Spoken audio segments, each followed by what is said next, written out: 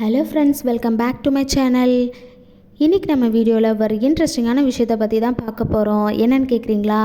அண்டார்டிகாவில் இருக்கக்கூடிய பிளட் ஃபால்ஸை பற்றி தான் பார்க்க போகிறோம்.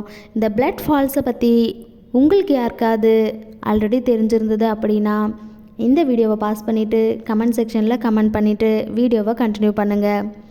வாங்க நம்ம வீடியோக்குள்ளே போகலாம்.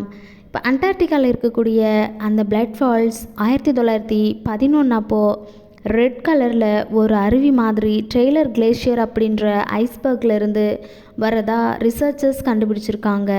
பார்க்குறதுக்கு நிஜமாகவே பிளட் ஃபால்ஸ் ஓடுற மாதிரி இருக்கிறதுனால இதற்கான ரீசன் என்ன அப்படின்ட்டு ரிசர்ச் பண்ணும்போது ஃபஸ்ட்டு என்ன சொல்கிறாங்கன்னா, தண்ணியில் இந்த பாசி மிதக்கிறதால தான் இதனுடைய கலர் சேஞ்ச் ஆகுதுன்னு சொல்லப்படுது. ஆனால் இதுக்கான சரியான ரீசன் இது இல்லைன்ட்டு சொல்கிறாங்க. நம்ம எல்லாருமே 10th அப்படி இல்லைனா 12th ஸ்டாண்டர்டில் ரஸ்டிங் ஆஃப் அயன் அப்படின்ட்டு ஒரு எக்ஸ்பிரிமெண்ட்டு கெமிஸ்ட்ரியில் ப்ராக்டிக்கலில் பண்ணியிருப்போம். ஞாபகம் இருந்துச்சுன்னா கமெண்ட் செக்ஷனில் கமெண்ட் பண்ணுங்கள். அதாவது ஒரு அயன் கம்பியை உப்பு தண்ணிக்குள்ளே போட்டால் iron plus water plus oxygen இப்படி எல்லாமே சேர்ந்து அயன் ஆக்சைடாக மாறி துருப்பிடிக்கிறதுனால தண்ணியோட கலர் ரெட்டிஷ் ப்ரௌனாக மாறும்.